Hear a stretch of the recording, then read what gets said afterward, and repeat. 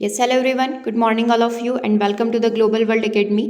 सो आज के सेशन में हम लोग यहाँ पर डिस्कस करने वाले हैं कि कैसे लेंस के क्वेश्चन को शॉर्ट ट्रिक के थ्रू सॉल्व किया जाता है। क्योंकि जब भी हम लोग इस चैप्टर की बात करते हैं फिजिक्स के अंदर, तो आपको बताया जाता है कि आपको टेबल याद करनी है, लेंस की हो गई या फिर मिरर की होगी, दोनों की ही टेबल 16 कंडीशन आपको याद करनी होती है। ठीक है, तभी आप इस चैप्टर के सारे क्वेश्चन को सॉल्व कर सकते हैं। तो अभी इस क्वेश्चन को हम लोग ट्रिक के थ्रू कैसे सॉल्व करेंगे इसके बारे में देखते हैं। क्वेश्चन को पढ़ते हैं। कोई उत्तल लेंस किसी सुई का वास्तविक और उल्टा प्रतिबिंब उस लेंस से 50 सेंटीमीटर की दूरी पर बनाता है। दैट मीन्स वी की वैल्यू कितनी हो जाएगी, 50 सेंटीमीटर हो जाएगी। यह सुई उत्तल लेंस के सामने कहाँ पर रखी जाए यदि इसका प्रतिबिंब उसी साइज का बनता है जिस साइज का बिंब है। दैट मीन्स एच और एच डैश की वैल्यू क्या होगी, यहाँ पर बिल्कुल सेम होगी। ठीक है, अभी हम लोग यहाँ पर प्लस माइनस के बारे में बात नहीं कर रहे कि कहाँ पर प्लस लगाना है कहाँ पर माइनस लगाना है, क्योंकि ये ट्रिक के थ्रू सॉल्व करना है तो इसमें इतना ज़रूरी नहीं होता है।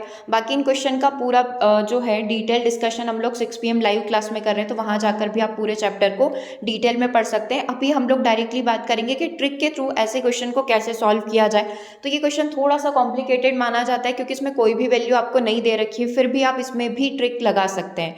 जैसे कि आपके सामने केवल v की वैल्यू है कि प्रतिबिंब 50 सेंटीमीटर की दूरी पर है और इसमें कंडीशन दे रखी है कि इमेज का साइज यानी कि बिंब और प्रतिबिंब दोनों का साइज सेम है। तो अब हमें उत्तल लेंस के अंदर पता होना चाहिए कि कब बिंब और प्रतिबिंब का सेम साइज बनता है। तो देखो इसमें जो है अपन कंडीशंस देखें। ठीक है, समान साइज कब बनता है, जब वस्तु को 2f1 पर रखा जाए, प्रतिबिंब बनेगा 2f2 के ऊपर, समान साइज का बनेगा, वास्तविक और उल्टा बनेगा। है ना, क्या देखा हमने, जब भी वस्तु को 2f1 पर रखा जाता है प्रतिबिंब कहाँ पर बनता है, 2f2 के अंदर बनता है, सेम साइज का, वास्तविक और उल्टा बनता है। अगर यहाँ कंफ्यूजन हो रहा है तो डायग्राम में भी देख लो, ये भी अवेलेबल है। वस्तु को हमने कहाँ पर रखा, 2f1 के ऊपर रखा। ठीक है, ये देख लो वस्तु को कहाँ पर रखा हुआ है, 2f1 के। अब यहाँ से किरणें गई उत्तल लेंस पर, प्रतिबिंब कहाँ पर बना, 2f2 पर बना, वास्तविक बना, उल्टा बना, सेम साइज का बना। अब हमको क्वेश्चन के अंदर क्या दे रखा था कि प्रतिबिंब जो है 50 सेंटीमीटर की दूरी पर बना, मतलब ये जो ब्लू कलर की लाइन हमने बनाई है ये दूरी कितनी है, 50 सेंटीमीटर की है। ठीक है, इसको थोड़ा सा और छोटा करके लिखेंगे ताकि अच्छे से समझ में आ जाए। है ना, एक सेकेंड इस चीज़ को आप ध्यान से देखना, अभी पूरा क्वेश्चन आपको समझ में आ जाएगा। यहाँ से यहाँ तक की दूरी कितनी दे रखी है, 50 सेंटीमीटर आपको दे रखी है। इतना तो क्लियर है, क्वेश्चन में ही दे रखा था, हमने कुछ भी ऐड नहीं किया। अब आप ये देखिए कि यहाँ ध्रुव से लेकर यहाँ तक की दूरी 50 सेंटीमीटर है और ये एग्जैक्ट इसके मिडिल में है।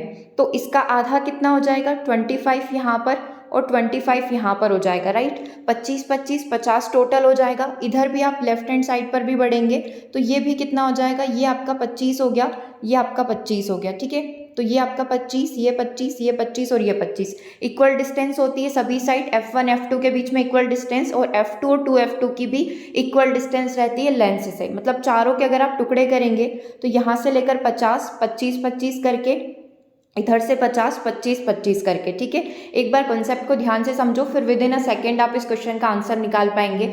अब जब इसने बोला था कि प्रतिबिंब जो है 50 सेंटीमीटर की दूरी पर बना है, जब वस्तु को कहाँ पर रखा जाता है तब प्रतिबिंब जो है सेम साइज का बनता है, और हम लोग बोल सकते हैं कि वास्तविक और उल्टा बनता है जब वस्तु को कहाँ पर रखा जाए, 2f1 पर।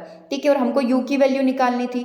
u की वैल्यू क्या होती है, जहाँ पर वस्तु रखी गई है। अभी हमने देखा था ये इधर 50 है तो यहाँ पर भी कितना हो जाएगा, 50 हो जाएगा। सो आपका आंसर क्या हो जाएगा, 50। तो समझने वाला कंसेप्ट सिर्फ इतना सा था कि जब वस्तु को 2f2 पर रखा जाता है, अगर आपको v की वैल्यू पता है 50, तो u की वैल्यू भी कितनी हो जाएगी, 50 हो जाएगी। और मान लो क्वेश्चन में आपको u की वैल्यू 50 दे रखी होती और वस्तु को 2f1 पर रखा जाता, तो भी v की वैल्यू आपकी क्या होती, 50 ही होती। ठीक है, तो डायरेक्टली जैसे ही क्वेश्चन में आपको दिखा कि प्रतिबिंब सेम साइज का बन रहा है, यानी कि वस्तु को 2f1 पर रखा होगा तभी प्रतिबिंब आपका 2f2 पर बना और 50 सेंटीमीटर दूर बना। तो डायरेक्टली आप बोल सकते हैं कि u की वैल्यू भी कितनी हो जाएगी, 50 सेंटीमीटर हो जाएगी। ठीक है, ये तो एक कंसेप्ट हो गया। उसमें आपसे ये भी पूछा था कि लेंस की क्षमता को निकालिए। लेंस की क्षमता क्या होती है, फोकस का इन्वर्स होती है, जो फोकस डिस्टेंस होती है उसका इन्वर्स होती है। अब आप ये देखिए कि यहाँ पर जो है ये 25 था, है ना, 25 सेंटीमीटर था, आपको ध्यान होगा 25 सेंटीमीटर में हम लोग डील कर रहे थे। तो लेंस की जो क्षमता है वो 1/25 का इन्वर्स हो जाएगी। ठीक है, जो भी फोकस दूरी होती है उसका इन्वर्स हो जाएगी। तो 1/25 सेंटीमीटर का इन्वर्स, लेकिन जब भी क्षमता होती है उसको मीटर में कैलकुलेट किया जाता है, तो सेंटीमीटर को मीटर में कन्वर्ट करने के लिए हम लोग 0.25 में कन्वर्ट कर देंगे। तो ये किस में कन्वर्ट होगी, मीटर में कन्वर्ट होगी, और यहाँ से आपकी लेंस की क्षमता निकल कर आ जाएगी 4। 4 डायोप्टर आपकी लेंस की क्षमता आ जाएगी। ठीक है, अभी भी कोई कंफ्यूजन है तो आप फिर से क्वेश्चन को देख सकते हैं, है ना। वास्तविक और उल्टा प्रतिबिंब बना है 50 सेंटीमीटर की दूरी पर। ठीक है, प्रतिबिंब मान लो किसी भी क्वेश्चन में आपको प्रतिबिंब का साइज दे रखा हो और इस क्वेश्चन में इसने मेन चीज़ क्या पूछी है कि साइज जो है एच और एच डैश की वैल्यू बिल्कुल सिमिलर है। दैट मीन्स कि अगर वस्तु को 2f1 पर रखा होगा तभी वस्तु 2f2 पर बनी होगी, क्योंकि पूरे उत्तल लेंस में एक ही बार ऐसा होता है जब एच और एच डैश दोनों की वैल्यू सेम होती है। इसीलिए आपको यहाँ से पता चल गया कि अगर v की वैल्यू 50 है तो u की वैल्यू भी 50 होगी। अगर u की वैल्यू 50 है ना, तो ये आपकी u की वैल्यू जो है -50 होगी, लेकिन इस ऑप्शन में हमको माइनस प्लस का कोई भी वैल्यू नहीं दे रखा है। दैट मीन्स अपन डायरेक्टली बिना प्लस माइनस के ही इसका आंसर कर सकते हैं। ठीक है, तो यहाँ पर बी आंसर आपका करेक्ट हो गया। u की वैल्यू आपने 50 निकाल ली।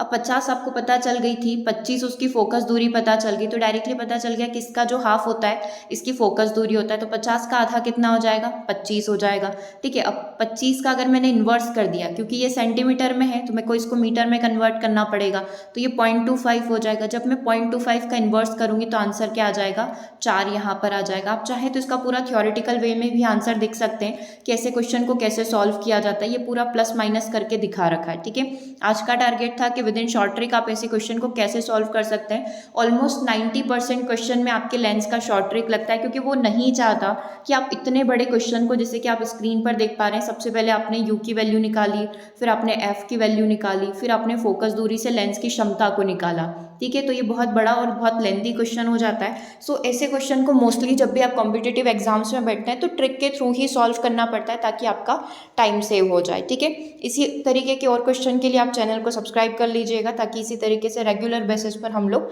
क्वेश्चन को डिस्कस करते रहें। Okay, thank you.